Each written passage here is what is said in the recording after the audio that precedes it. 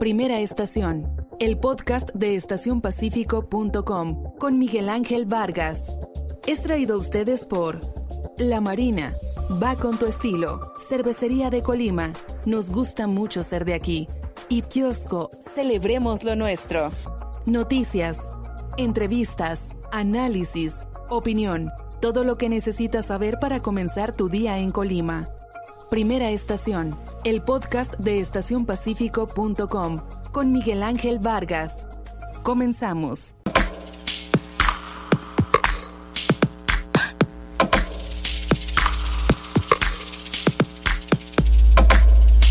Siete de la mañana con 1 minuto, 21 grados centígrados. Muy buenos días, les saluda Miguel Ángel Vargas, transmitiendo desde la cabina de Super 98.9 en la tierra favorita del sol, aquí en Colima capital. Comenzamos Informe 24, una producción de estacionpacífico.com para Grupo Audiorama Comunicaciones.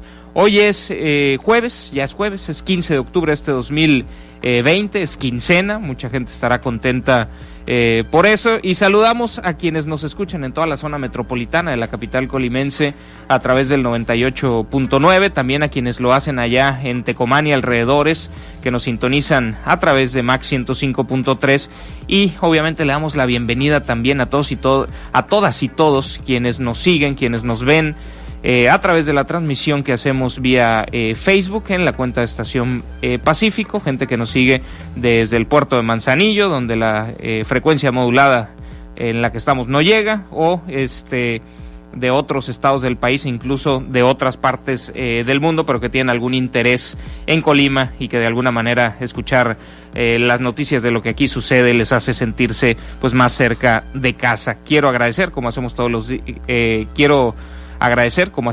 días, su compañía, que con ella nos reiteren su preferencia, su confianza en nuestro trabajo periodístico. Nosotros, como intentamos hacer todos los días, buscaremos corresponderles con mucha información útil para todos ustedes y generada a través de pues un trabajo periodístico serio, riguroso, contextualizado, fácil de entender, ¿no? Lo que buscamos aquí es entender la realidad colimense para poderla explicar. Y para que las cosas que tengan que cambiar, pues eso ya no es nuestro objetivo directo, pero confiamos en que pueda ser una consecuencia quizás no planeada, el que cambien positivamente las cosas en la realidad colimense. ¿De qué temas les vamos a platicar en los siguientes 120 minutos? Bueno, un tema que está ahí, pero que se habla poco, un tema que es importante para el estado de Colima y que ya se está moviendo y que ya está en proceso, pero que todos los participantes pues guardan mucha cautela y mucha reserva sobre el mismo, es el relevo en la rectoría de la Universidad de Colima. Concluye el periodo de José Eduardo Hernández Nava, su segundo periodo rectoral, y tendrá que darse un proceso de renovación. La ley orgánica, nos guste o no nos guste, opinemos lo que opinemos de ella, le da cierto margen de maniobra, como han dicho importantes actores políticos en conversaciones con este equipo periodístico, pues para operar su sucesión. Ese es el fraseo de algunos personajes políticos como Fernando Moreno Peña, yo diría, para casi definir a su sucesor, ¿no? Aunque hay obviamente otros participantes. La Federación de Estudiantes Colimenses, el Sindicato Único de Trabajadores de la Universidad de Colima, obviamente el Ejecutivo Estatal y la comunidad universitaria, ¿no? Maestros y alumnos, todos participan, todos tienen alguna vela en este entierro y alguna participación formal. Sin embargo, por cómo se marcan los mecanismos, pues tiene un gran peso lo que quiera plantear para el siguiente periodo el que se va. No tan así como el dedazo priista que imperó hasta la alternancia democrática en el año 2000, pero tampoco tan lejano.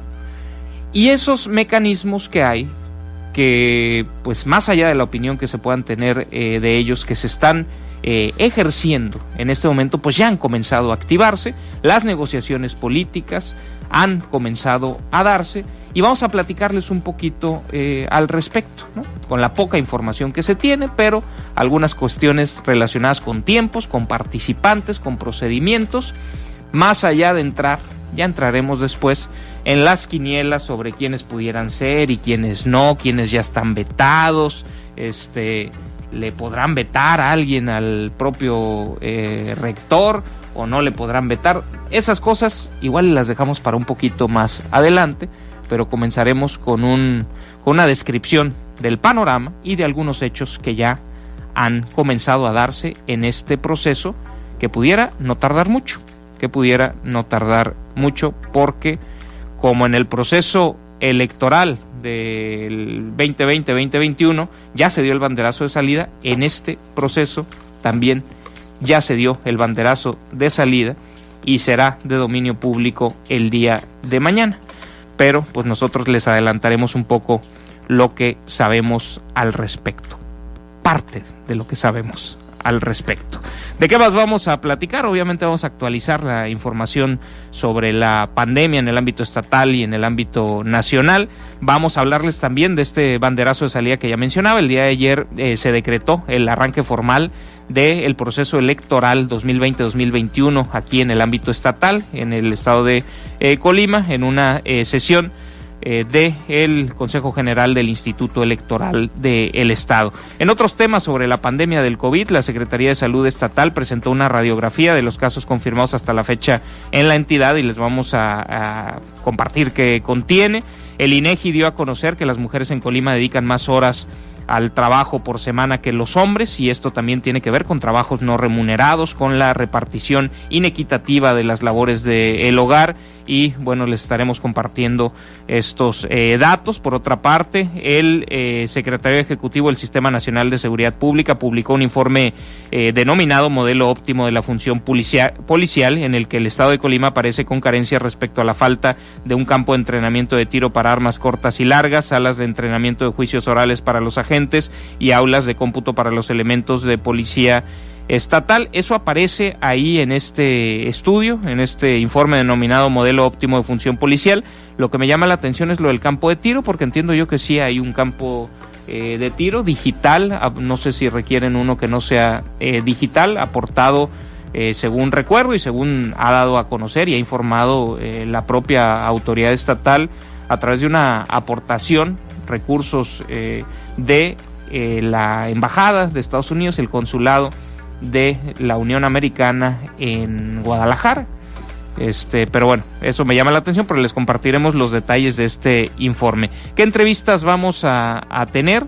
A las 7:45 de la mañana, el ingeniero Jesús Sánchez Romo, quien es titular de la Secretaría de Infraestructura y Desarrollo Urbano. Seguimos conversando, haciendo una especie de glosa alterna del quinto informe de labores del Ejecutivo Estatal. Después de las 8 conversaremos con Nirvana Fabiola Rosales, consejera presidenta del Instituto Electoral del Estado, sobre el arranque del proceso electoral, sobre los tiempos del mismo, las fechas clave y bueno, los retos que enfrenta la autoridad electoral en el ámbito local ante este proceso, que es especialmente importante a diferencia del de hace 3 años, porque pues se renueva la titularidad del Ejecutivo Estatal. Y a las 8:40 de la mañana conversaremos con la diputada local Livier Rodríguez, con quien charlaremos pues de el corte de caja que ella hace de su chamba, su más reciente informe de labores, y de ello estaremos platicando. Les recordamos que se pueden comunicar con nosotros vía WhatsApp en el 312-171-0598, también dejarnos comentarios en la transmisión de Facebook, la vía que ustedes prefieran, pues ambas son aptas para entrar en comunicación y saber lo que ustedes están pensando y lo que ustedes están viviendo. También, obviamente, si nos alcanza el tiempo, les vamos a platicar de algunos temas nacionales. ¿Qué partidos se les negó el registro? Se ratificó la negativa de registro planteada por el Instituto Nacional Electoral, a cuales el tribunal, la Sala Superior del Tribunal Electoral del Poder Judicial de la Federación, rechazó lo planteado por el Instituto Nacional Electoral y les garantizó el registro a qué agrupaciones políticas que lo buscaban. De todo ello estaremos platicando. Si nos alcanza el tiempo, hasta el penacho de Moctezuma vamos a platicar.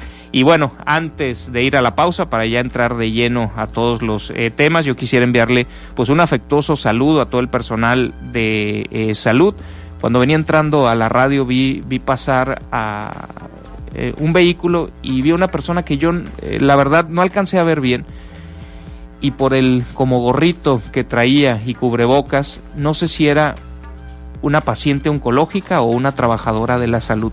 En cualquiera de los dos casos me dejó reflexionando un poco. Hay poca gente a esta hora de la mañana chambeando, moviéndose en la calle, sobre todo comparado con la etapa previa a la pandemia, y bueno, ver a gente que o está yendo como paciente o está atendiendo, que se esfuerza todos los días, creo que merece un mayor reconocimiento y un mayor agradecimiento de toda la sociedad. Hay muchas carencias, hay muchas dificultades con las que enfrentan en el día a día todos los trabajadores del sector salud, pero creo que vale la pena que demos un agradecimiento sincero a quienes con todas esas carencias pues están haciendo lo posible hasta el límite de sus capacidades para buscar ayudar a otros. Y si lo que vi fue una paciente oncológica, porque estoy medio cegatón, pues también enviamos toda nuestra solidaridad a la gente que está enfrentando problemáticas de salud serias, que creo que si estuvieran estas personas en este micrófono, pues harían una recomendación de que dediquen su tiempo y su energía a lo verdaderamente importante y que no se estén inventando problemas que en realidad no son importantes. Bueno, después de esta reflexión matutina, ustedes disculparán, pero como dice alguien canoso por ahí, mi pecho no es bodega y siempre digo lo que pienso. Habiendo dicho lo dicho y anunciado lo anunciado sobre los temas que vamos a tratar, después de esta breve pausa, comenzamos. Efectivo cuando quieras en La Marina. Ahora puedes disponer de efectivo con tu línea de crédito La Marina. Acude a tu sucursal y te decimos cómo. Consulta condiciones en tienda. La Marina va con tu estilo. José Eduardo Hernández Nava comenzó su segundo periodo rectoral el 1 de febrero de 2017 y pues está marcado que concluya el 31 de enero del próximo año. El proceso para la renovación de la rectoría está perfectamente normado, me refiero a perfectamente en el sentido de que cada uno de los pasos está detallado en la ley orgánica de la Universidad de Colima, independientemente de cualquier valoración que hagamos sobre lo que ahí se establece. Cada uno de los pasos ahí están marcados, aunque en la propia ley orgánica existen pues algunos márgenes para que este proceso de sucesión rectoral pueda adelantarse o incluso en algunos casos pudiera atrasarse, y lo que parece que está sucediendo es que se va a adelantar. Hace poco más de un mes les habíamos dicho en estos micrófonos que se había dado, poco más o poco menos de un mes, hace algunas semanas se había dado una sesión del Consejo Universitario que se dio de manera virtual, y esto tuvo que ver con que poner a prueba cómo podía sesionar el Consejo Universitario bajo el contexto de COVID. También se llevará a cabo próximamente una sesión que será presencial y que también de otra manera pues está poniendo a prueba si se puede llevar con todas las medidas sanitarias y si no hay ninguna bronca, ¿no? Se están analizando alternativas. En este proceso de sucesión rectoral, les decía al arranque del programa que la propia normativa, la propia ley orgánica, establece una amplia influencia del propio rector saliente o de las autoridades salientes sobre pues quienes van tomando la decisión de quién queda. ¿Cómo funciona el proceso? Comienza cuando el rector envía un listado de 10 personas para integrar la junta de auscultación que analizará a quienes aspiren a ser rectores, a quienes se inscriban buscando ser rectores. ¿A quién se lo envía? ¿Cuál es la única participación formal que tiene el Ejecutivo Estatal en este proceso? Pues es de los 10 que le mandaron, escoger a 5 para esta junta de auscultación.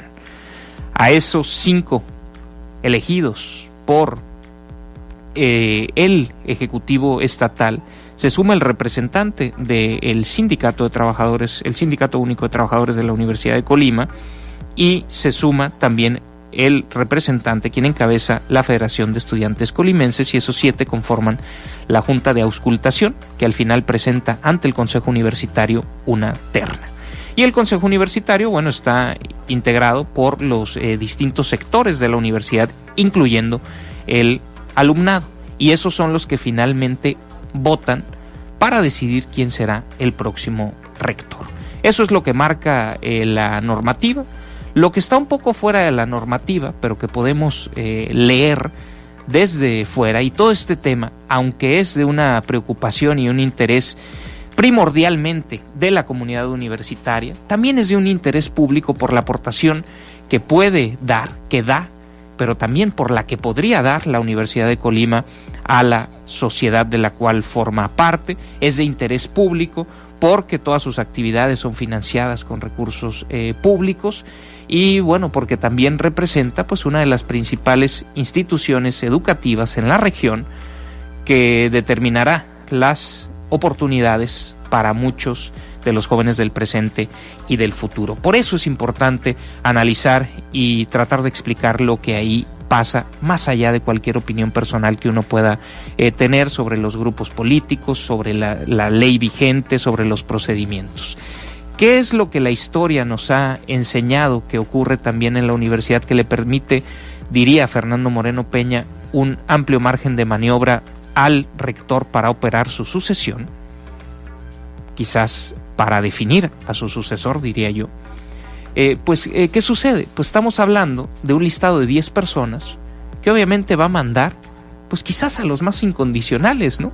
A los que se la deben, y a los que van a tomar una decisión en esa junta de auscultación, van a tomar una decisión pues en comunicación y en coordinación con el propio rector saliente. Si mandas a 10 incondicionales, los 5 que escoja el gobernador seguirán siendo incondicionales del rector, aun cuando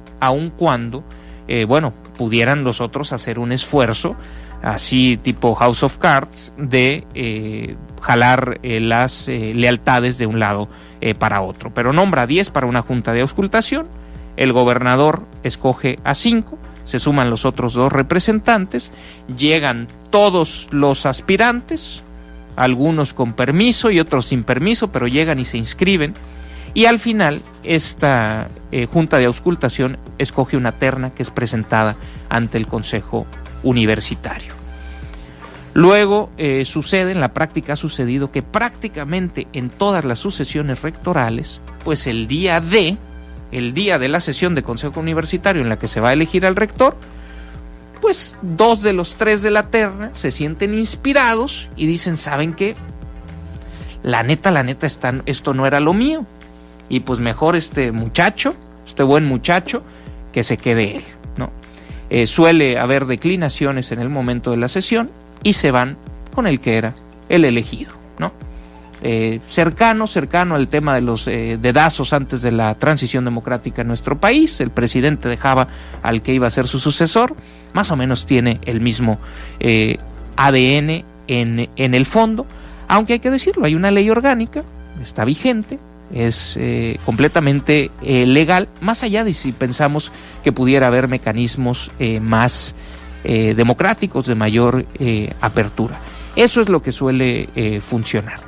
En la práctica, ¿qué está sucediendo y qué ya ha pasado? Pues que hay ciertas fuerzas que tienen poder, y desgraciadamente casi ninguna de ellas es, más allá de la jerarquía política alrededor de la Universidad de Colima, casi ninguna de las fuerzas que influyen en este proceso es la comunidad que le da vida a la Universidad de Colima. Los profesores, el profesorado, los investigadores, la opinión genuina y no a través de intermediarios, no filtrada de los propios profesores y estudiantes. ¿Quiénes influyen en esta decisión? Y no digo que eso esté mal, solo describo lo que sé que pasa y que está sucediendo. Pues influyen en esta decisión, obviamente, el rector José Eduardo Hernández Nava tiene pues facultades dentro de este proceso marcadas en la propia normativa, el grupo de influencia alrededor del rector, obviamente también el sindicato de los trabajadores de la universidad que encabeza el señor Zamorano, la Federación de Estudiantes Colimenses que encabeza Joel Nino y también pues el gobernador del estado, José Ignacio Peralta Sánchez, y hay que decirlo con toda claridad, también es un filtro y también es una fuerza viviente dentro de esta decisión, el exgobernador del estado, Fernando Moreno Peña.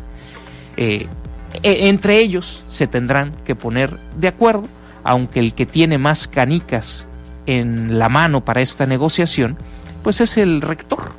Es el rector siempre y cuando, pues también con la fortaleza que se sienta en la posición que está dejando en la universidad. ¿Qué es lo que les podemos decir que ya sucedió?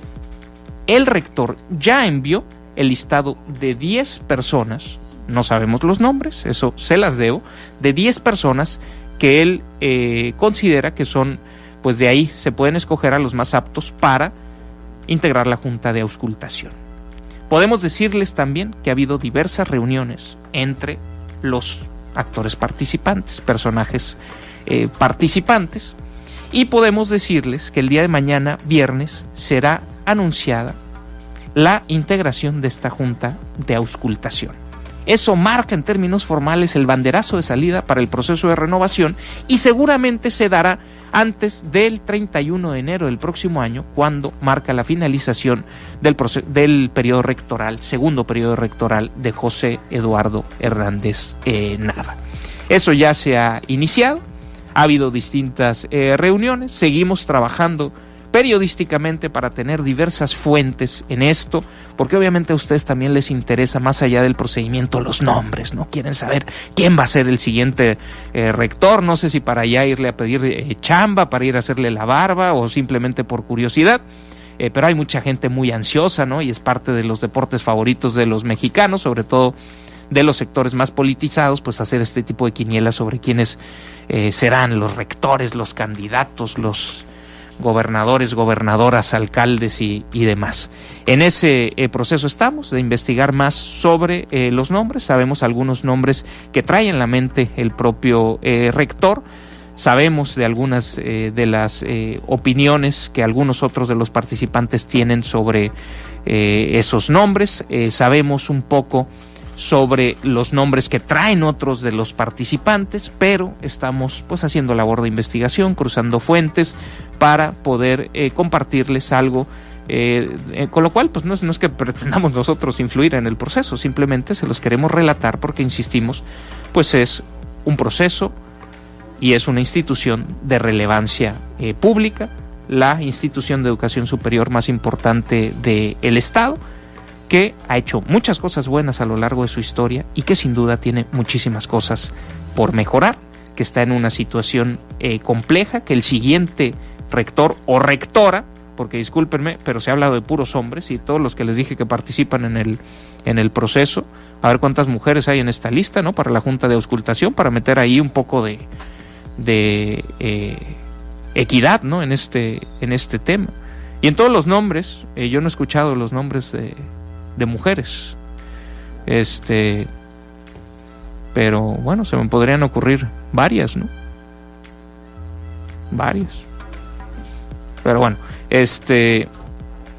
ya me perdí en el argumento, pero la idea es que este tema es de relevancia y más que intentar influir, pues les queremos explicar lo que está sucediendo porque es relevante para la sociedad colimense y porque es un proceso perfectamente normado, les decía, los detalles están en la ley orgánica, pero es una comunidad institucionalmente muy hermética, no digo muy opaca, pero sí muy recelosa de sus procesos internos, muy hermética, y que en estos procesos de comunicación a veces, sobre todo en estos temas tan sensibles, tan políticamente sensibles, pues muy reservada y muy desconfiada de que esto pues se discuta, se hable con toda claridad y con toda franqueza. Intentaremos poner un poquito aquí de información en este tema relevante, pero que a veces pues se queda en los pasillos de la política la discusión y no se da en un contexto más amplio. Hasta ahí dejo el tema y seguiremos platicando al respecto. Volvemos.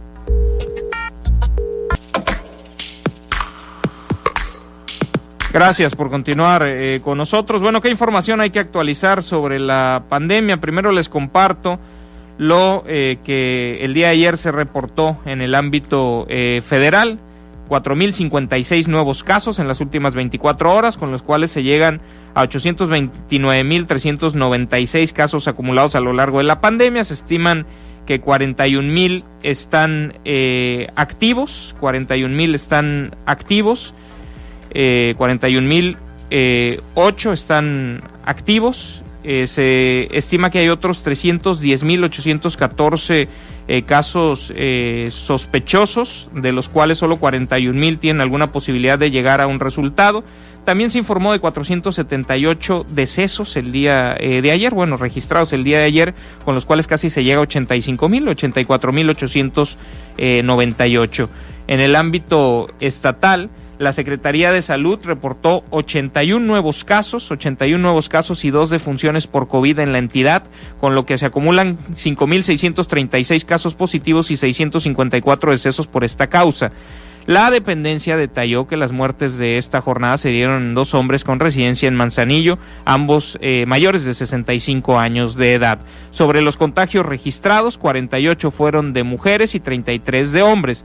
Las mujeres contagiadas de COVID están entre los rangos de edad en el rango de edad entre los 20 años y más de 65 años de edad. De estas 48, 36 reciben tratamiento ambulatorio y 12 fueron hospitalizadas y son consideradas pacientes graves. De los otros 33 hombres, sus rangos de edad el rango de edad va desde menos de un año, es decir, es un bebé, y hasta más de 65 años de edad. De estos 33 hombres, 23 reciben atención ambulatoria en sus domicilios, 7 están hospitalizados graves y uno más está hospitalizado y es considerado paciente no grave. De acuerdo con la dependencia estatal, 23 de los casos que se dieron son en personas originarias de Manzanillo. De estos 81 casos, 23 de Colima, 20 de Villa de Álvarez, 8 de Tecomán y 3 de Cuauhtémoc, 2 de Ixtlahuacán y 2 de Coquimatlán.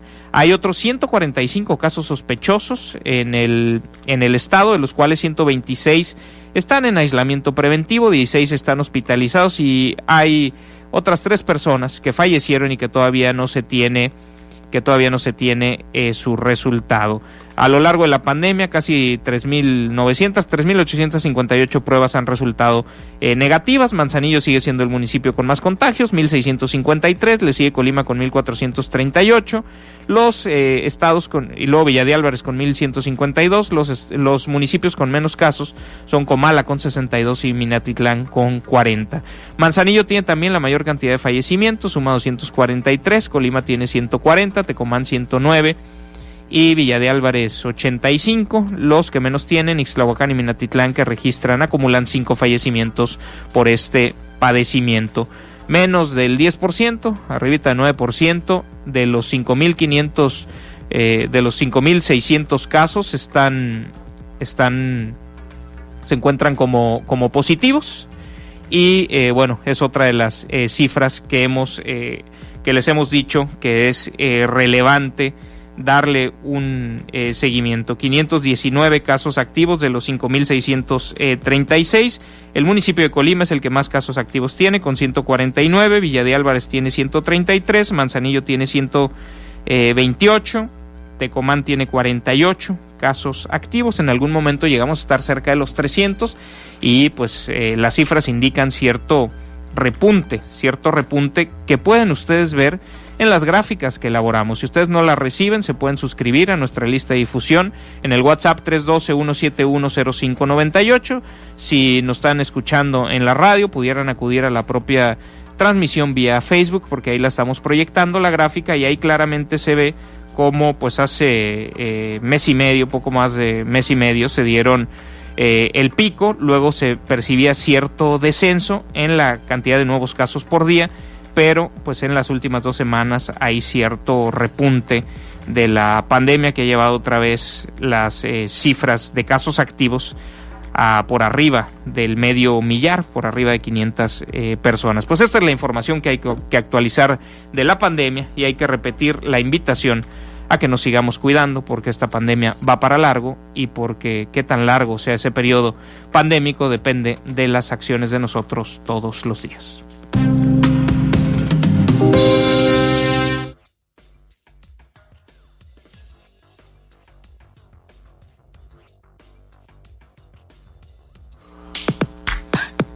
Y bueno, siguiendo con información de la pandemia, el día de ayer, y son con las cifras actualizadas hasta ayer, no las que les acabo de presentar, la Secretaría de Salud pues dio una especie de radiografía de la pandemia en la entidad. Lo hizo a través de esta videoconferencia que todas las mañanas entre semana pues hacen para actualizar la información pertinente sobre la pandemia.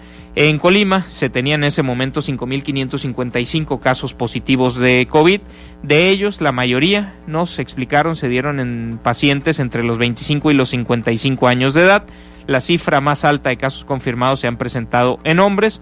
El mayor porcentaje de los enfermos corresponde a pacientes que han tenido un tratamiento ambulatorio, así como una cantidad alta de hospitalizados se han reportado como graves. Esta es más o menos la radiografía que compartieron. La titular de la Secretaría de Salud del Estado, Leticia Delgado Carrillo, dio a conocer que del total de casos acumulados en el Estado, 4.041 se han presentado en pacientes que no han requerido hospitalización, lo que representa 72.7% de los casos confirmados, y 1.514 han sido hospitalizados.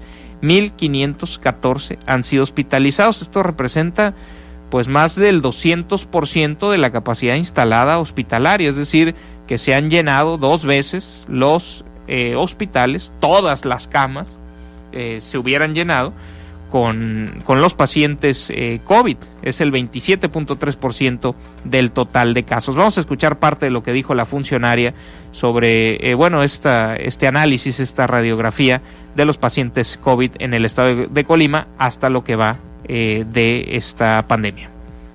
Recordemos que la severidad clínica, de manera general, se clasifica como ambulatorio, que son aquellas personas que son atendidas en casa, y los hospitalizados, que pueden ser no graves, graves o intubados, y por tanto requieren atención en una unidad médica. De este modo, a lo largo de la epidemia, se han atendido a 4.041 personas ambulatorias y a 1.514 que han sido hospitalizados. De estos pacientes hospitalizados, 1.340 se han reportado graves. Representa esto casi el 90% de los hospitalizados. 144 enfermos se han contabilizado como no graves, apenas el 7% de los hospitalizados. Además, el 4% de las personas hospitalizadas han necesitado ventilación mecánica por complicaciones médicas, es decir, han necesitado asistencia respiratoria. Respecto al rango de edad más afectado, la dependencia estatal precisó que se trata de pacientes entre 25 y 55 años de edad, es decir, en cuanto a contagios, la mayor cantidad se da en esta edad, 25 a 55 años, pues estamos hablando de la edad productiva. Seguramente mucha de esta gente pues no ha limitado por cuestiones laborales su movilidad. Son quienes cuentan con la mayor cantidad de positivos por esta enfermedad. Son 3.503 de los 5.555 casos están entre los 25 y los 55 años de edad. Es el 63% del total de acumulados. 52% del total de casos corresponden a hombres, esto es 2.904, y 48%, es decir, 2.651, corresponden a mujeres. Esta es la actualización de la pandemia que compartió la autoridad estatal el día de ayer, el análisis que hacen de esto, y pues qué conclusión podemos sacar. Lo que les decía, la edad productiva seguramente hace que no hayan limitado su movilidad, y pues ahí se están pagando las consecuencias. Quienes más impacto han tenido en cuanto a consecuencias graves y consecuencias irremediables como es la muerte, pues es otro grupo de edad, es el grupo de edad de los mayores de 65 años, pues entre mayor edad, mayor posibilidad de que concluya en un deceso el padecimiento de COVID, y obviamente esto se potencia cuando existen comorbilidades, ¿no? Como la hipertensión, como la diabetes, como el sobrepeso, como cuando se ha pues ¿qué se dice? Padecido o ejercido el tabaquismo a lo largo de la vida, pues también esto complica las posibilidades para enfrentar este padecimiento, que tiene mucho de respiratorio, pero que no solamente es respiratorio, que también tiene que ver con problemas de coagulación, con problemas de circulación de la sangre, como nos han explicado los médicos que se están pues especializando en atender esta pandemia. Vamos a hacer una pausa y continuamos con más. De Informe 24, al titular de la Secretaría de Infraestructura y Desarrollo Urbano, el ingeniero Jesús Sánchez Romo. Secretario, muy buen día. Secretario, creo que no lo tenemos. A ver, vamos a intentar ver si está en la línea. Nos decía que iba en carretera y estaba en una zona de poca señal. Quizás se cortó la llamada, o quizás nos colgó. No es cierto. Habíamos pactado esta entrevista para hacer un corte de caja en el contexto, hacer nuestra glosa alternativa del informe de labores, del quinto informe de labores, con pues distintas áreas de la administración estatal. Les puedo comentar, a ver si está entrando la llamada o no. No. Suena, pero no contesta.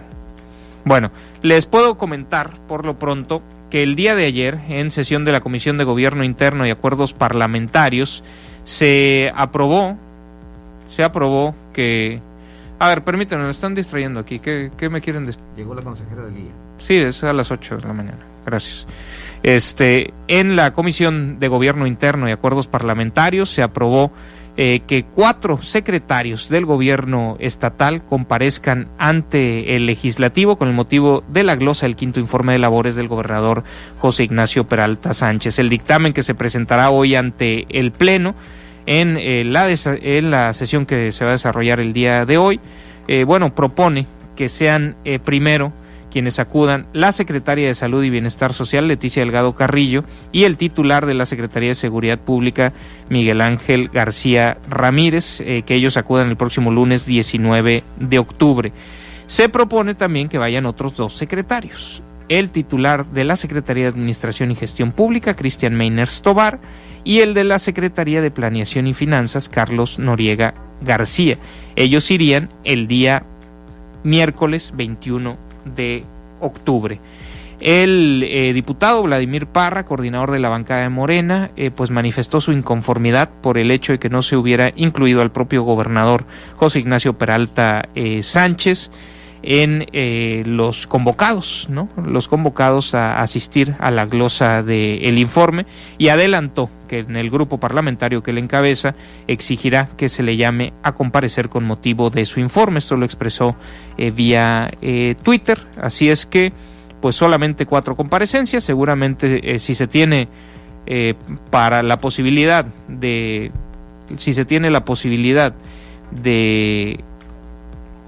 sacar esto de la Comisión de Gobierno Interno, seguramente se tendrán el peso para en el Pleno también sacar esta votación, y que simplemente comparezcan estos 4 secretarios.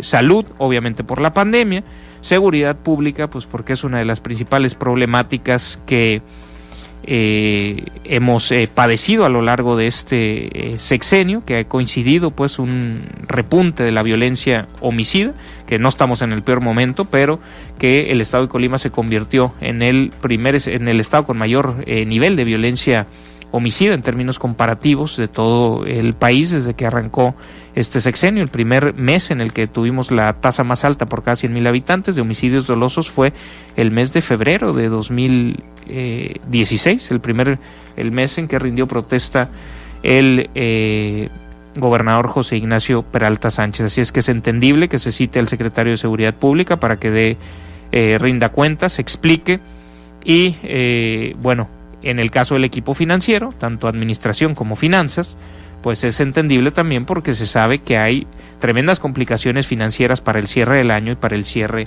del sexenio. Así es que esas serán las 4 comparecencias que se darán con motivo de del quinto informe de labores del gobernador José Ignacio Peralta Sánchez.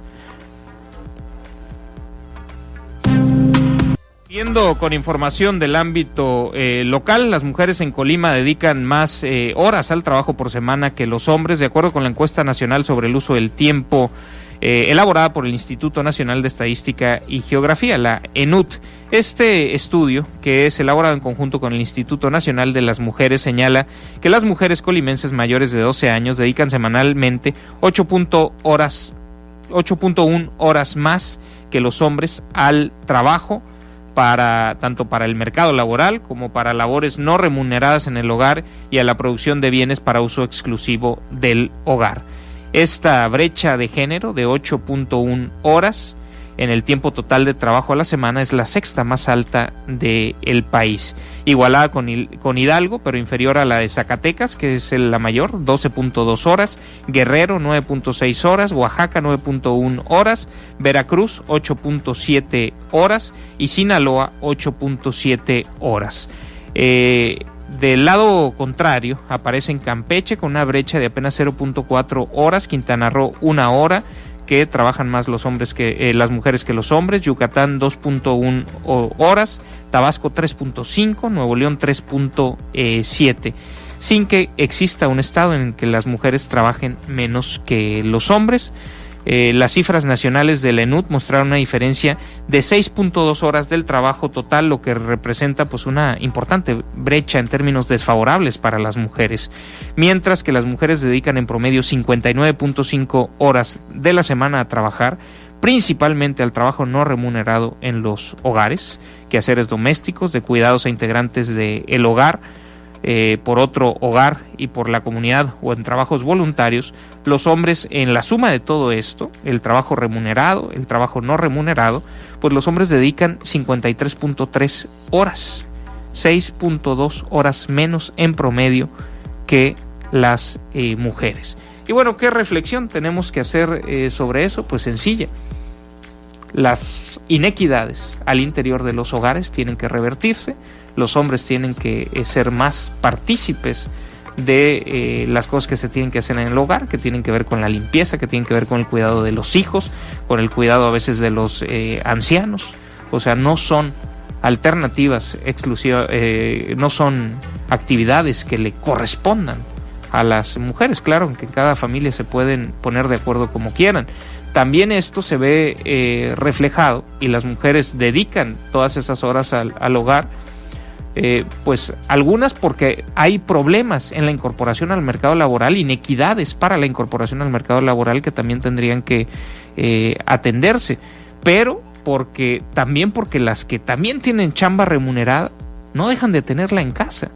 Entonces, pues obviamente esto se refleja en estas cifras, que son cifras producto de una encuesta, es decir, es lo que cuenta la propia gente de cuántas horas le dedica al día a qué actividades. Y pues la verdad es que los hombres en el hogar somos bastante más baquetones, bastante más flojos, y pues eso no es de que, ay, pues sí, compréndelo. Son cosas que tienen que cambiar porque son injustas, porque somos iguales y pues tenemos las mismas responsabilidades en estos temas de el hogar.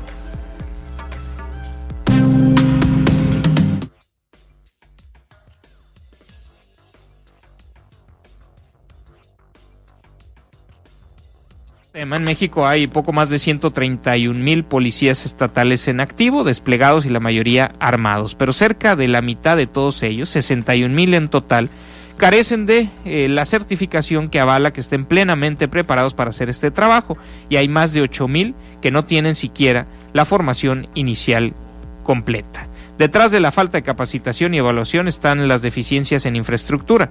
Hay 5 estados que carecen de campos de tiro para sus policías, otros 5 que no cuentan con aulas de cómputo equipadas y 9 que no cuentan con salas para entrenarlos si necesitan testificar en algún juicio, como es el caso de Colima, Todo esto según los resultados que arroja el informe oficial publicado hace algunos días por el Secretariado Ejecutivo del Sistema Nacional de Seguridad Pública. Este informe, titulado Modelo Óptimo de la Función Policial, mide a través de más de 35 indicadores el avance de los estados en el fortalecimiento de sus fuerzas de seguridad pública.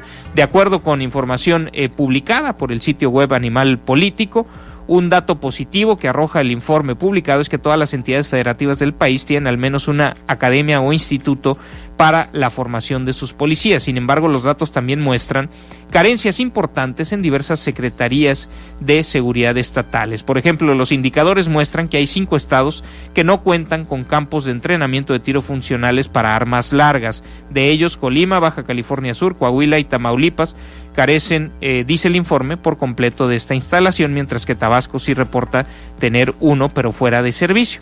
Habría que entender por qué ponen a Colima como carente de campo de tiro, quizás por el hecho de armas largas, porque entiendo que hay un campo de tiro digital que fue una donación de autoridades estadounidenses al gobierno estatal.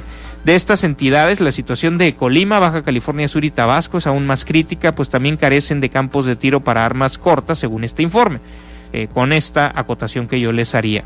Es decir, en estos estados los policías estatales no tienen espacio propio para practicar el uso de las armas a su cargo. Pues cuando las tengan que usar, ¿qué eficiencia podrán tener, no? Sí, ¿qué tanto han practicado? ¿Cada cuándo, no?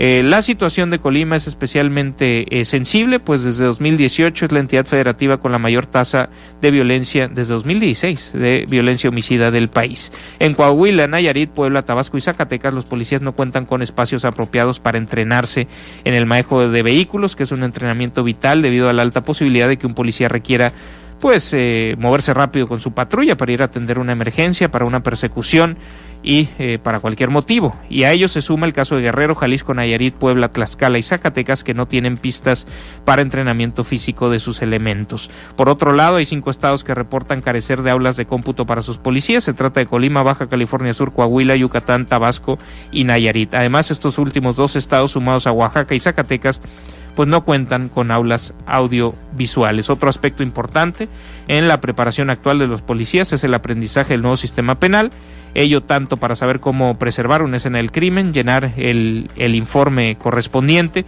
o hacer una detención y, de ser necesario, dar cuenta de ello ante un juzgado en caso de ser requeridos en una audiencia. Por ello cobra relevancia que 9 estados reporten carecer de salas de entrenamiento en juicios orales para sus agentes. Se trata otra vez de Colima, Baja California Sur, Coahuila, Nayarit, Tabasco, Tamaulipas, Tlaxcala, Yucatán y Zacatecas. Un 10º estado, San Luis Potosí, dice estar en proceso de contar con esta sala de preparación para atender un juicio. Pues es la radiografía del sistema policial en nuestro país, y el estado de Colima pues no sale muy bien. Hay que invertirle, hay mucho que trabajar.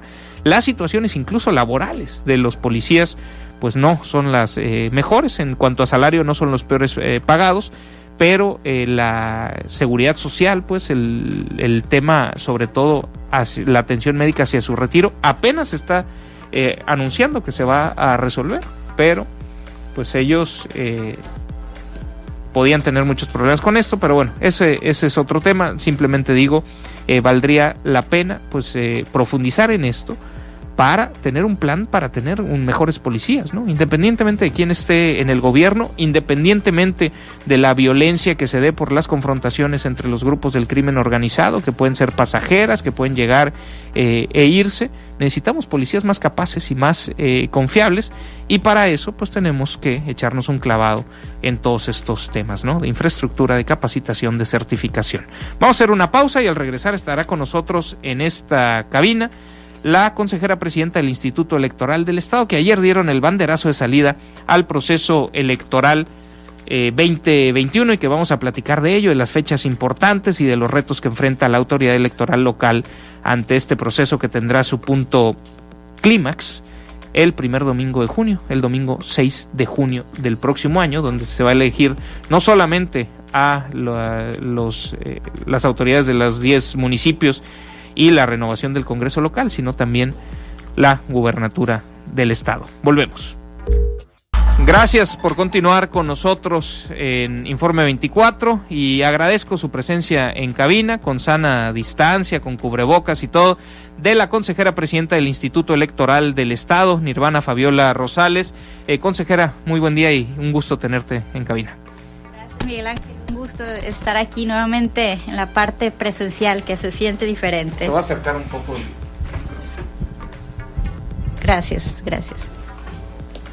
Porque nos quita un poco de volumen el cubrebocas, pero bueno, te agradezco mucho que estés por aquí. Han sido, me imagino, las últimas semanas intensas para la autoridad electoral local por el trabajo para definir el calendario electoral, por el banderazo de salida, o ya nos dirás el término formal de lo sucedido el día de ayer, y también porque es un consejo que recientemente se renovó.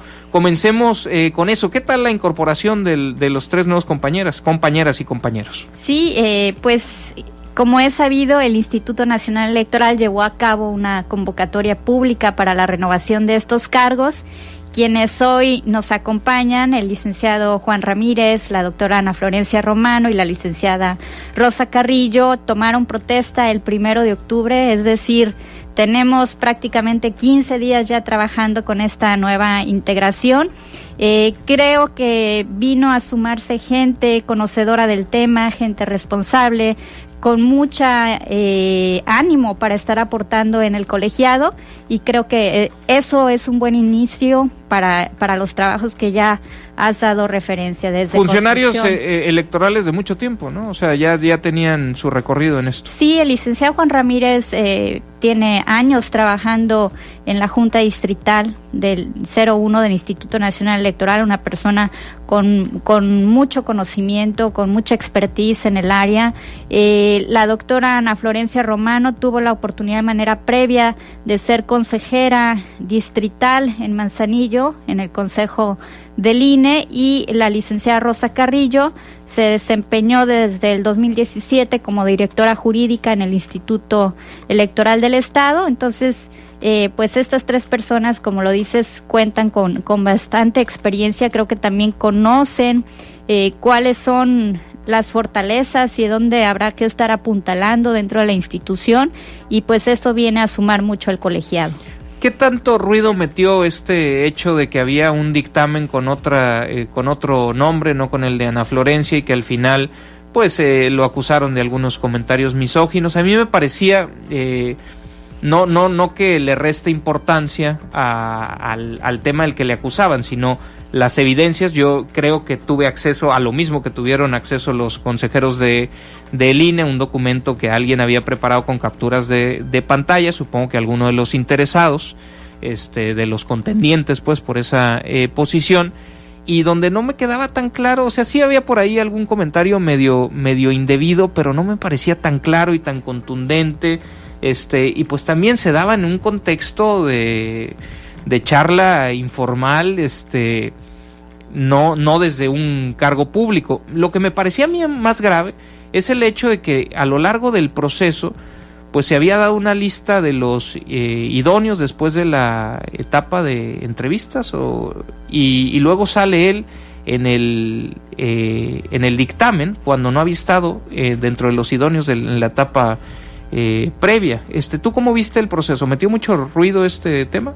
Sí, creo que estás hablando de un caso en particular y que surge ya en la sesión del Consejo General del INE. Es un tema que se expone ahí, pero que tiene que ver un poco con una etapa previa. Este proceso ha sido muy transparente. Se van publicando el listado de las y los aspirantes que continúan avanzando, y en ese listado conocemos los nombres de las personas que pasan entrevista.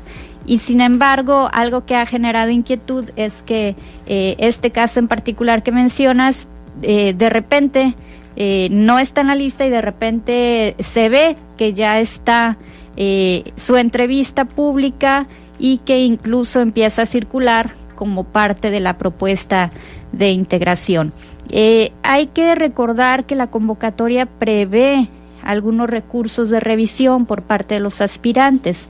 En ese sentido, lo que aconteció es que esta persona solicitó revisión de ensayo al hacer la revisión del ensayo, determinan que es apto para pasar a la entrevista. Sin embargo, creo que sí fue un, digamos, error en la falta de comunicación, claro, que se está haciendo hacia el exterior del proceso, el no haber señalado en el estado una nota público, al pie, ¿no? una nota al pie, solicitó revisión y derivado de la revisión pasa a la siguiente etapa. Entonces creo que eso pone una alerta para seguir fortaleciendo este procedimiento. La verdad es que cada vez que se va poniendo en práctica o implementando, el INE ha ido puliendo, y creo que esto es uno de los puntos que habrá que cuidar en el caso particular de Colima, y que quizá pudo haber sucedido en otra entidad, no sabemos, pero eso le puede generar ruido al procedimiento. Pero bueno, no ha afectado a la integración de los nuevos 3 elementos y están ya sentados en su silla y chambeando.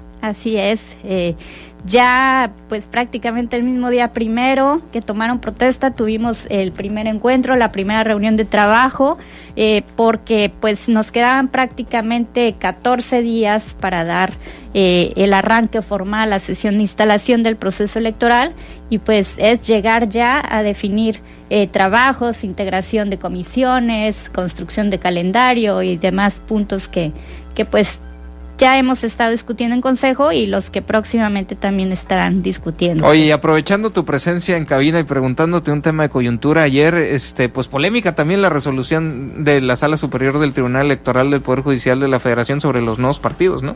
Sí, estamos a la espera. Eso implica todo un procedimiento en el Instituto Electoral del Estado. Recientemente se incorporó el Partido Encuentro Solidario, eso implicó una distribución del financiamiento. Entonces, en cuanto estos partidos soliciten la inscripción con nosotros, tendremos que entrar a hacer una nueva distribución de ese financiamiento, en virtud de que hay que recordar que es una sola bolsa el recurso y se distribuye entre quienes estén participando en el proceso. Consejera, dieron a conocer el día de antier el calendario electoral. Cuéntanos un poquito de las complicaciones que hay para establecerlo, porque uno pensaría que tal vez que es facilito, ¿no? Y que las fechas están marcadas por la ley, pero para empezar la ley algunas las deja en cuanto a lapsos, periodos que son posibles, hasta tanto tiempo y demás. Hay otras que sí marca con toda claridad, pero y también hay cuestiones prácticas para definir las fechas. Cuéntanos de las complicaciones antes de entrar en los temas de las fechas clave. Sí, fíjate que es un trabajo de verdad sumamente minucioso, y quiero también aprovechar este espacio para reconocer la propuesta que presentó el licenciado Óscar Omar Espinosa, el secretario ejecutivo, ya que es una de las atribuciones y responsabilidades de este encargo, presentar la propuesta de calendario. Y como bien dices, el código maneja diferentes esquemas. Para algunas etapas o para algunos procedimientos señala periodos de día, y otros incluso los vincula al inicio o al término de otros. Entonces no es tan sencillo como que ya sepamos que del 1 al 4 de abril, donde sí hay casos que son de manera específica, pero hay otros que tienen esta diversidad. También hay un aspecto que generó todavía una revisión y una construcción más minuciosa, que es una resolución de atracción que expidió el INE respecto a la etapa de conclusión del respaldo ciudadano y la etapa de precampaña. Es decir, el INE, con el propósito de homologar calendarios, estableció 5 bloques de entidades federativas para establecer la fecha de conclusión de estas dos etapas, ¿no? Entonces, ¿de cuál y cuál etapa? La etapa de conclusión de respaldo ciudadano, que tendrán los aspirantes a candidaturas independientes y las firmas. Así es, y la etapa de precampaña.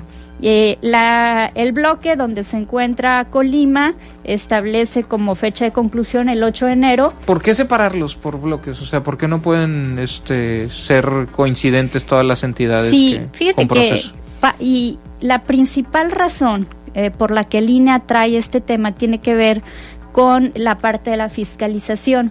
Por primera ocasión, las 32 entidades vamos a un proceso concurrente con el INE. Esto no había sucedido. Habíamos sido en el proceso federal solo 30 entidades, habíamos sido la cantidad máxima y ahora vamos 32. Y eso pues le genera al INE en tema de fiscalización, y sobre todo que hay que recordar que el uso de recurso puede en un momento dado influir para negativas de registro, el establecer estos bloques que le permita a la unidad técnica de fiscalización tener dictámenes con la suficiente antelación antes de que se autoricen registros, ¿no? Entonces esa fue la principal causa. Tiene mucho que ver los bloques con la fecha de inicio de proceso de las entidades, porque cada entidad maneja fechas distintas. Hay quienes inician en septiembre, hay quien inicia hasta enero. Entonces, ese fue, como el factor para agrupar los estados. ¿Y hay en esto facultades, cosas que les tocan directamente al INE? Sí, o sea, si bien las actividades son del OPLE, la parte de fiscalizar el recurso utilizado para esas actividades es competencia del INE. Entonces dijo, no puedo hacer todo al mismo tiempo, así entonces es. Échenme la mano, vamos a dividirlo así. A ver, hablando un poquito de las fechas para la gente que nos está escuchando, ¿cuáles serían las... a ver, el día de ayer se marca el banderazo de salida. ¿Qué implica la etapa de preparación? ¿Cómo se ponen a entrenar? ¿Van a correr? ¿Cómo se prepara la autoridad electoral para el proceso? Sí. ¿Con qué se come eso? Mira, llegar el próximo 6 de junio a una casilla, pues implica toda esa etapa de preparación. ¿Qué consiste? Desde preparar instalaciones donde habrá de resguardarse los paquetes electorales, es decir, bodegas. No puede ser un espacio simplemente donde almacenes algo que es sumamente de cuidado y relevante. Habrá que checar características en cuanto a ventilación, humedad, seguridad, diferentes elementos. ¿Qué se realiza también? El diseño de toda la documentación que se va a utilizar dentro del proceso, sistemas electorales como el PREP, que ya es muy conocido por la gente. Entonces hay que ir, trabajando el terreno para que llegado ese día 6 de junio pues se pueda acudir a la casilla sin ninguna complicación. Hay temas medulares, por ejemplo, como la integración de las mesas directivas de casilla, que es una tarea donde entra de manera directa el Instituto Nacional Electoral a través de la insaculación del mes calendario, de la letra del apellido, y que ya conocemos un poquito ese procedimiento, de tal suerte que para llegar a esa fecha ya sepamos quiénes serán las y los funcionarios que estarán recibiendo la votación en cada una de las casillas, ubicar también los lugares, recorridos conjuntos que hacemos con la autoridad nacional para ubicar cuáles son las casillas.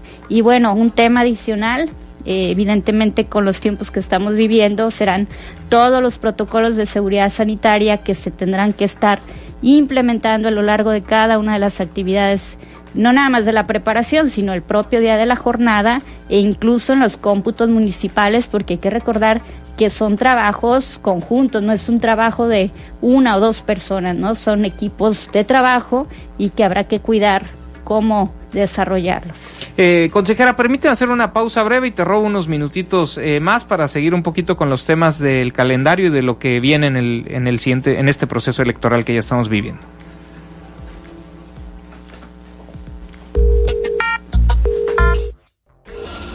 Gracias por continuar con nosotros en Informe 24. Le robamos unos minutitos más a la consejera presidenta del Instituto Electoral del Estado, Nirvana Rosales. Consejera, estábamos platicando del calendario electoral, nada más así a grandes rasgos. Te hago unas preguntas sobre cuándo comienzan. A ver, precampañas, ¿hay algo previo a las precampañas? Es decir, en términos de algún proceso que tengan que seguir los partidos antes de definir el periodo de precampaña. Bueno, los partidos tienen que informar al Instituto Electoral cuál va a ser el procedimiento para llevar a cabo estos procesos internos. ¿Hasta cuándo tienen para informar? Previo al inicio de esta etapa. ¿Cuándo son las precampañas en el caso de la gubernatura, que es el puesto más importante y el que se le da más tiempo para su análisis? Sí, para el caso de la gubernatura es del 10 de diciembre al 8 de enero. el símil, por así decirlo, para candidaturas independientes, que en el caso de esta figura no es precampaña, sino es la etapa de la obtención del respaldo ciudadano, de lo que conocemos como firmas. Para la gubernatura es exactamente el mismo, del 10 de diciembre al 8 de enero. Y para la precampaña para diputaciones y ayuntamientos, del 20 de diciembre al 8 de enero. Oye, es importante esto de las precampañas, porque si hay un aspirante o una aspirante única en un partido, entonces no hay precampaña y entonces no hay tiempos en radio y televisión y demás. Fíjate que es un tema interesante. Hay partidos, y ya ha sucedido, que no hay como un proceso interno. O que ponen a un precandidato de mentiritas para que haya competencia. Pues ahí ya no Esa te es mi sabría decir pero... yo cómo lo manejen al interior, pero bueno, lo que es cierto es que aunque haya una figura y que ya vaya por acuerdo el propio instituto político, tiene asignado este espacio, que en realidad el propósito es que va dirigido a la militancia o en un momento dado a los simpatizantes. Es decir, no hay una desventaja en cuanto a difusión, en cuanto a tiempos en radio, por ejemplo, si no hay contendientes en el proceso interno de un partido. No, porque sigue teniendo el espacio reservado. Es una prerrogativa que tienen los partidos políticos. Hay que recordar que esta prerrogativa pues va en función de cierto esquema de cálculo vinculado a los votos que hayan obtenido, y la posición en el pautado tiene que ver con un sorteo que se lleva a cabo en presencia de los propios partidos políticos, un sorteo que realiza el Instituto Electoral del Estado y que se remite a la autoridad nacional, que es la que lleva la administración de estos tiempos.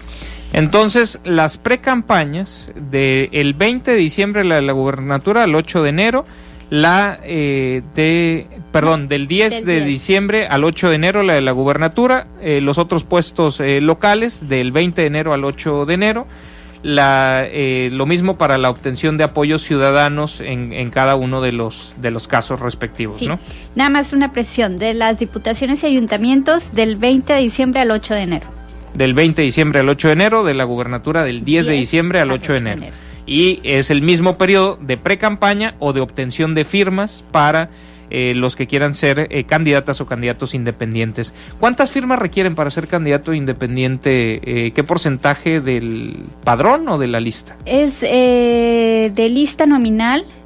No traigo ahorita a la mente el listado, pero es precisamente un trabajo que estamos ahorita en la construcción. Esta etapa ya está prácticamente en puerta. De hecho, hace unos días, el día 13, en Consejo General se aprobó la integración de las comisiones, se aprueba la creación de la comisión temporal, precisamente candidaturas independientes, y ya iniciaron los trabajos en la construcción del reglamento, de los formatos, y uno de los documentos que estará proponiendo esta comisión al Consejo General es precisamente el número exacto de firmas para cada una de las demarcaciones, a nivel distrital, municipal y en el caso de la gubernatura. Las campañas, ¿cuándo comienzan por la gubernatura?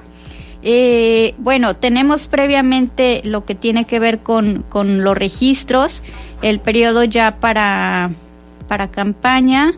El registro en el caso de las candidaturas a la gubernatura son los primeros días de marzo, ¿verdad? Sí, así es del 1 al 4 de marzo.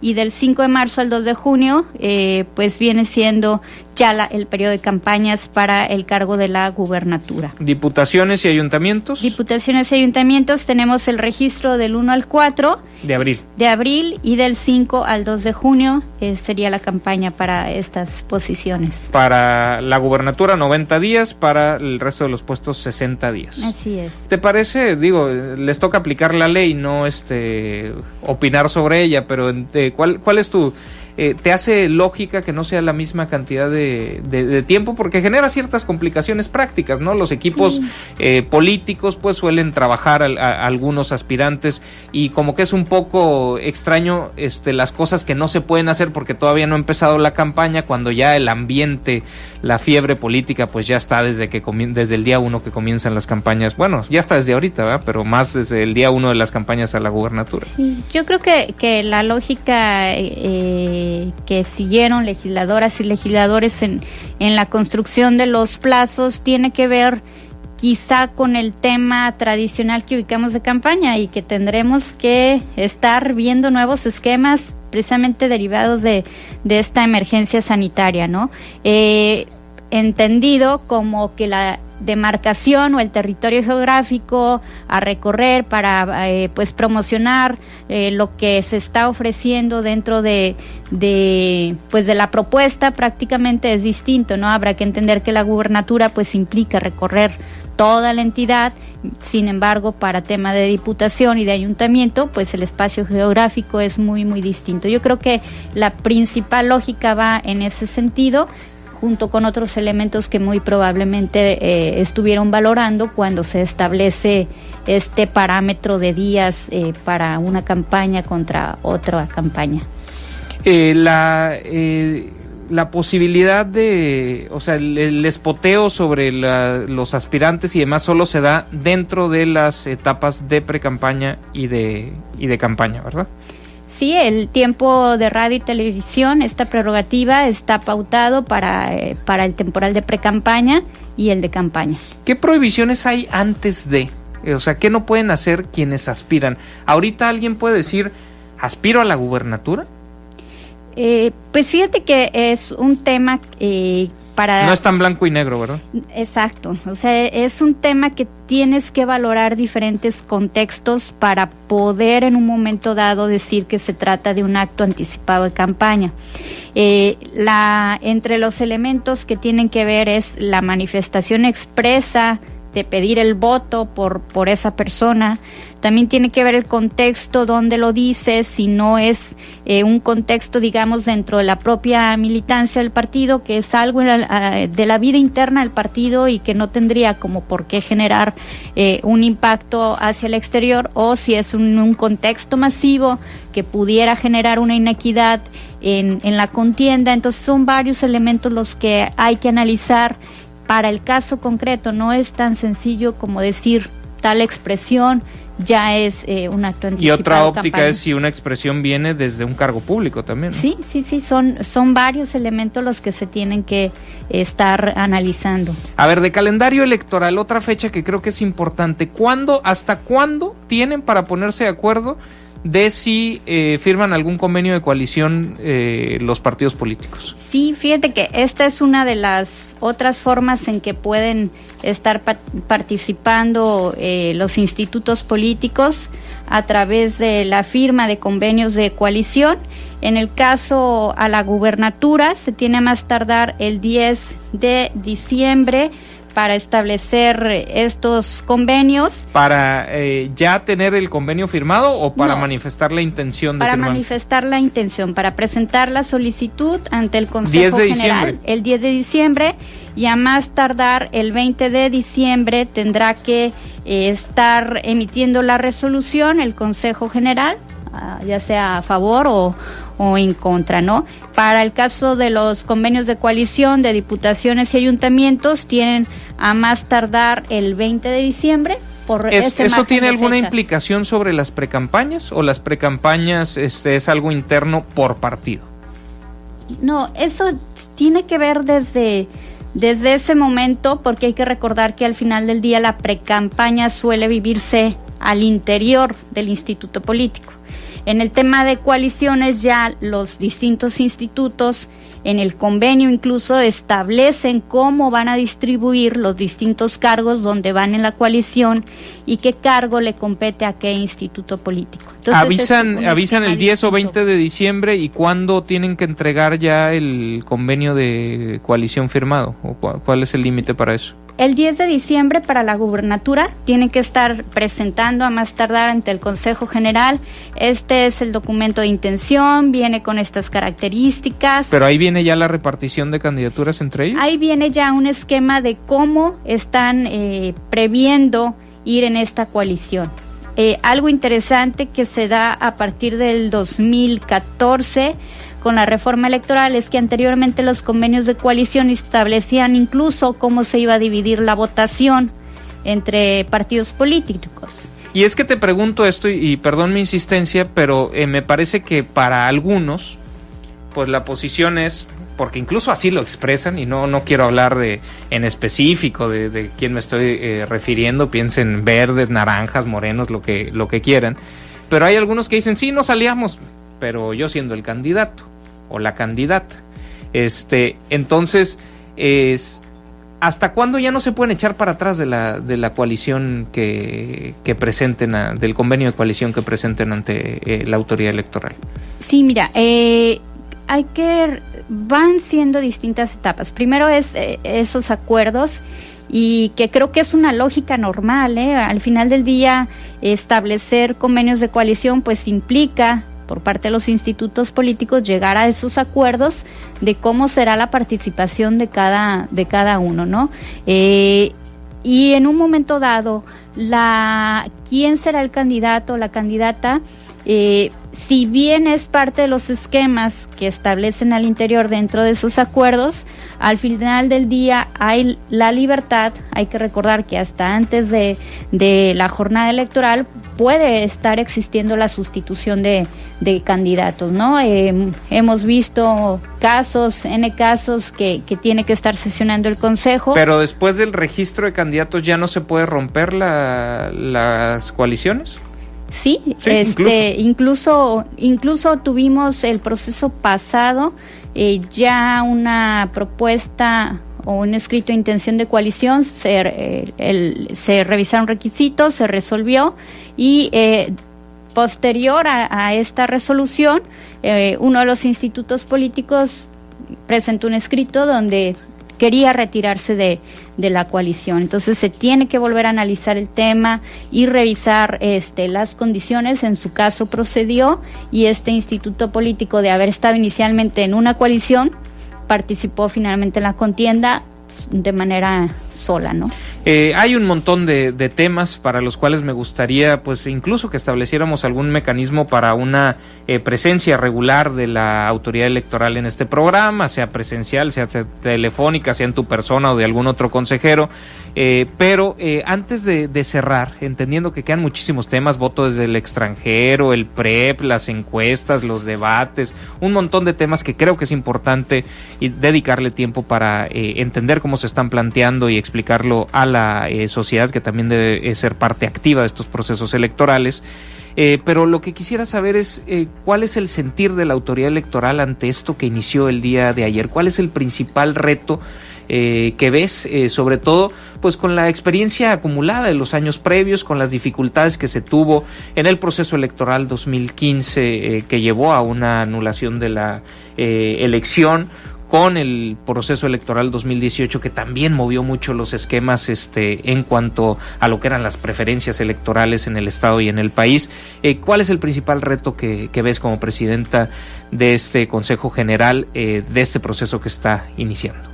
Sí, mira, creo que hay aristas nuevas y que hay que tener mucho cuidado, o sea, mucha responsabilidad en las determinaciones que se estén llevando a cabo. Uno, te lo compartí al inicio, es el tema de salud. O sea, tenemos que establecer una línea conjunta, no puede ser una línea independiente de parte del Instituto Electoral, porque al final del día no somos expertos en salud. Implicará una coordinación con las autoridades sanitarias para establecer estos protocolos, y que es algo nuevo que no nos habíamos enfrentado en un proceso. ¿Puede ser pasado que la autoridad electoral prohíba ciertos tipos de eventos, o se lo dejarán a las autoridades respectivas, las municipales, las estatales, según sus esferas de competencia?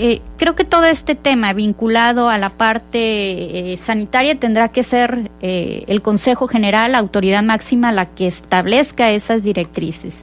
O sea, sí podrán marcar una prohibición a eventos masivos o marcar directrices, supongo que cotejarán con la autoridad sanitaria, pero que haya consecuencias en términos electorales a quienes incumplan. Así es, o sea, como árbitro de esta elección, una tarea nueva es precisamente estar valorando todos esos aspectos que por el hecho de garantizar un derecho político electoral ponga en riesgo el derecho a la salud. Sin embargo, también tenemos que estar balanceando, no por garantizar un derecho a la salud, eliminar un derecho político electoral. Entonces creo que ese es uno de los retos que vamos a tener en este proceso. Y anticipas una campaña entonces muy digital, ¿no? Pues quizá no que la anticipe, pero tenemos que estar explorando estos medios porque el contexto que estamos viviendo nos está pues indicando nuevas pautas y nuevos esquemas de trabajo. Entonces, decir no contemplarlo sería pues cerrar los ojos ante una nueva realidad que estamos viviendo. Son los esquemas que se tendrán que estar explorando. Hablabas de retos, tenemos el reto del esquema de paridad de género, que ya por aquí también lo hemos estado conversando con la consejera Marta Elba Isa, la violencia política por razones de género en un nuevo esquema, en un padrón ya establecido para las personas. ¿Te preocupa eso? ¿Ves algún contexto así? Obviamente entiendo que serás muy institucional y no entrarás en detalles, pero dentro de los que pudieras creer que pudieran ser participantes, ¿has visto incluso temas ya de violencia política contra las mujeres? No, más que preocuparme, creo que nos ocupa, porque tenemos que establecer los esquemas. Ya hay un marco jurídico que le dan al Instituto Electoral a través del procedimiento especial sancionador para atender este tipo de denuncias. Eso implica una reforma al interior de la normatividad y es algo en lo que estamos trabajando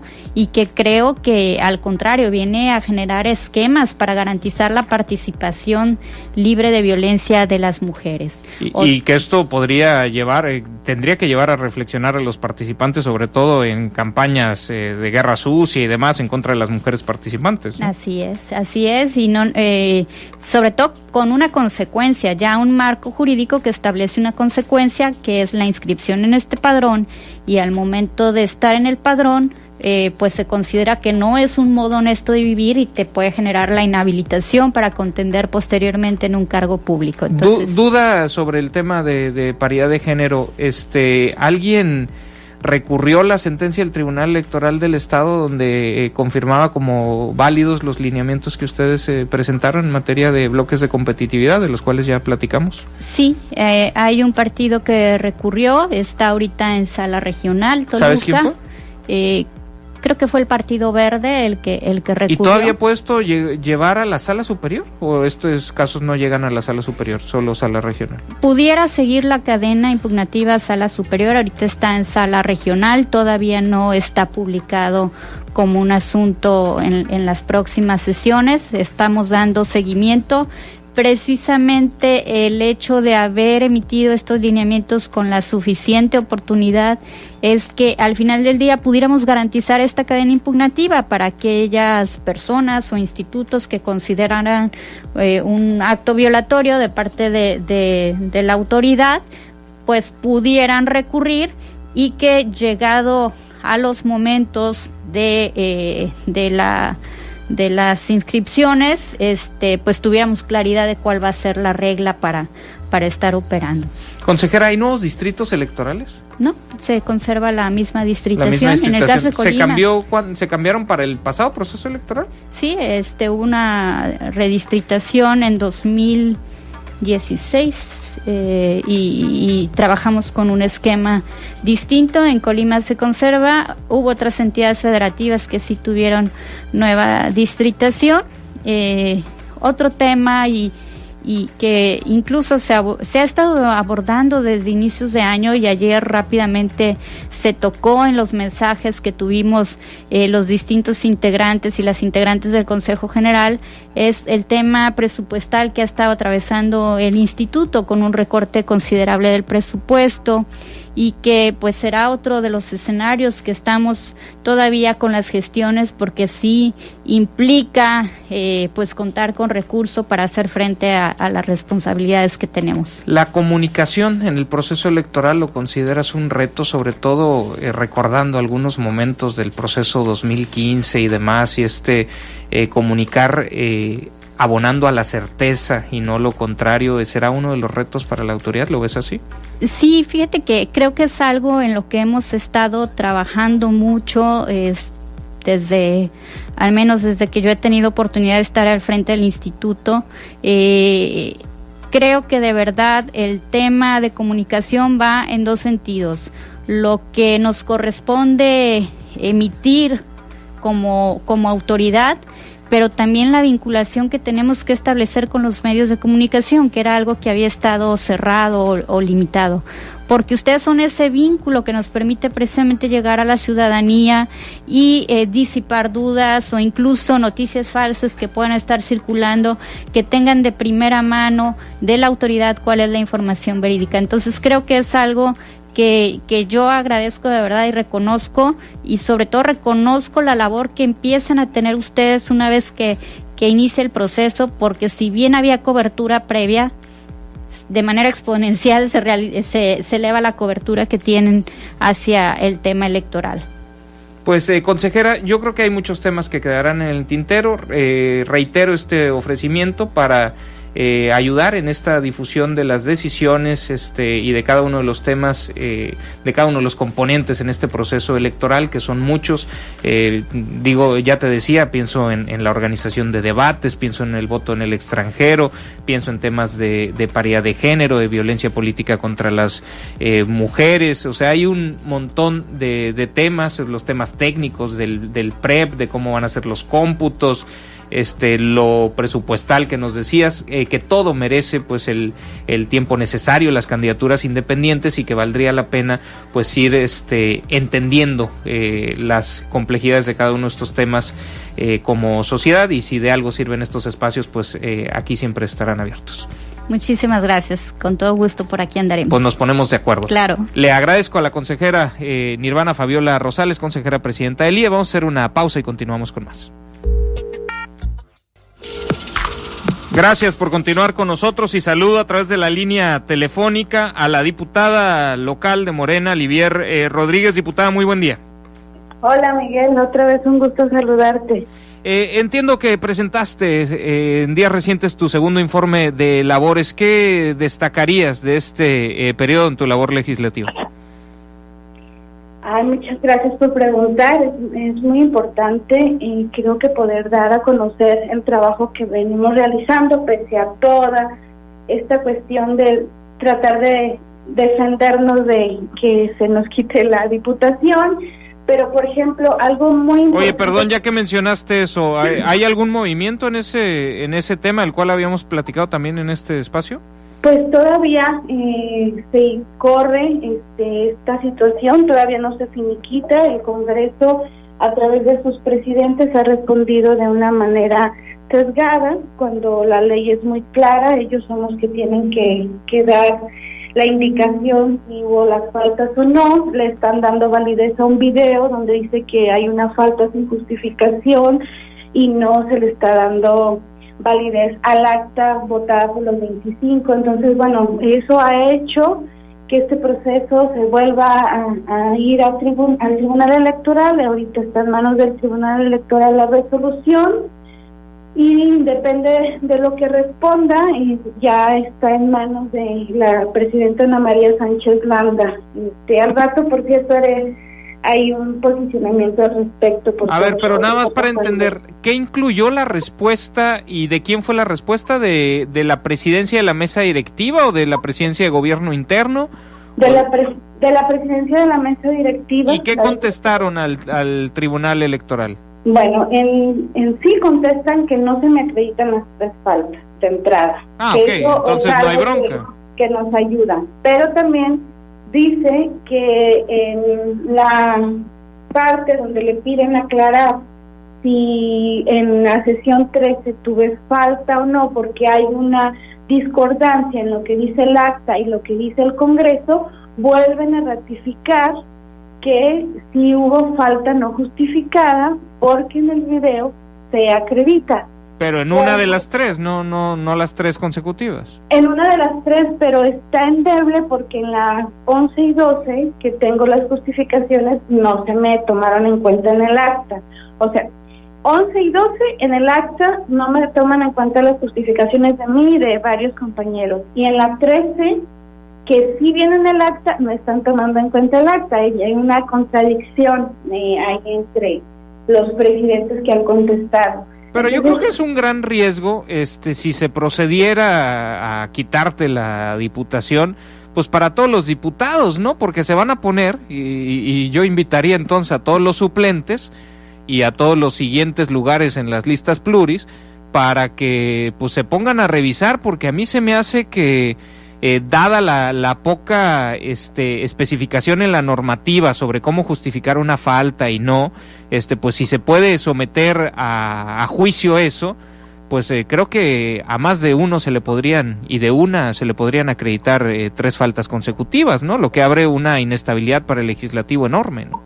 Claro, yo coincido contigo y creo que el tribunal va a ser muy responsable en contestar en ese sentido, porque claro que también debe de proteger pues los derechos político-electorales de los diputados ya nombrados, ¿no? Y coincido, solamente lo mencionaba porque, bueno, a pesar de toda esta disputa y tener que estar en tribunales y defendiéndonos, pues hemos tratado de seguir trabajando. Y un punto muy importante es un órgano interinstitucional. Tu informe es la siguiente semana, ¿verdad? Sí, es el próximo miércoles. ¿Qué vas a hacer como evento para pues hacer un corte de caja de tu trabajo legislativo? Pues por esta pandemia y siendo muy responsables, yo voy a hacer un evento virtual, pero también voy a ir casa por casa a entregar unos dípticos. Estamos buscando que sean dípticos amigables con el medio ambiente para ser congruentes, aunque se nos ha hecho muy difícil la búsqueda. Y pues ir casa por casa a decir los 10 puntos más importantes de mi tarea legislativa. Y bueno, cuéntanos un poquito de ello. Nos decías del órgano interinstitucional para el tema del acoso escolar. Cuéntanos un poquito de esto. Bueno, esto surge por el tema de la secundaria Enrique Corona Morfín, en donde las niñas o las jovencitas nos platicaban que tenían años que estaban denunciando esta situación y que no habían sido escuchadas. Y bueno, a veces entendemos por la dinámica que existe, ¿no? Y son maestros sindicalizados, el sindicato está pues al pendiente, y aparte también a veces son hasta incluso temas políticos. Y eso es lo que queremos evitar con este órgano interinstitucional, porque a pesar de que está la pandemia y todo, creo que tenemos que trabajar en eso, porque van a regresar las chicas y van a volver a regresar a la realidad. Pero ¿cuál es el planteamiento legislativo y en qué etapa está? O sea, ¿es algo ya aprobado? ¿O? No, se presenta para quedar plasmado en la Ley de Educación del Estado de Colima. ¿Quiénes integrarían este órgano interinstitucional? El que esté de titular o la titular de la Comisión de Derechos Humanos del Estado de Colima. También la titular del Instituto Colimense de las Mujeres y un representante de la Secretaría de Educación, pero también quisimos incluir al Congreso. Entonces va la o el titular de la Comisión de Igualdad y Equidad de Género del Congreso del Estado, y también la o el titular de la Comisión de Derechos Humanos, Asuntos Indígenas y Atención al Migrante del Congreso, y por supuesto un integrante de la institución educativa a la cual pertenece la estudiante que presenta la denuncia. Esto, Miguel Ángel, con la finalidad de que estas niñas se sientan representadas y que no sea sesgada la decisión de si tienen razón o no de la denuncia que están presentando, y darles a ellas la certeza de que estamos haciendo algo para que este tipo de actos terminen. Los hemos vivido, Miguel Ángel, y es terrible porque no quieres ni ir a la escuela, no quieres ni ir al trabajo cuando estás siendo acosada. Es un tema que sí repercute emocionalmente en las jovencitas y repercute para una persona ya adulta, para una chica, pues el no saber y no entender y no saber defenderse. Claro, y que la permanencia de un acosador, un adulto acosador de mujeres menores de edad, pues es algo que no deberíamos de tolerar en nuestro sistema educativo. Está implícito en lo que estás planteando una concepción de que no hay los mecanismos adecuados para el tratamiento de estos casos en el sistema educativo estatal.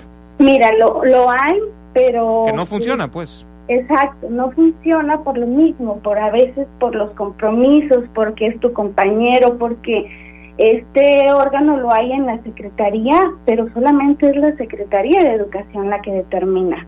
Y creemos que debe de haber, ser un órgano plural en donde también tengan diferentes instituciones representación. Creemos que la de derechos humanos es fundamental, porque, bueno, pues justo estás dañando los derechos de las niñas y los niños, ¿no? Y de los adolescentes. Diputada, ando un poco sobre el tiempo ya. ¿Algún otro tema que vas a destacar en tu corte de caja, en tu informe de labores?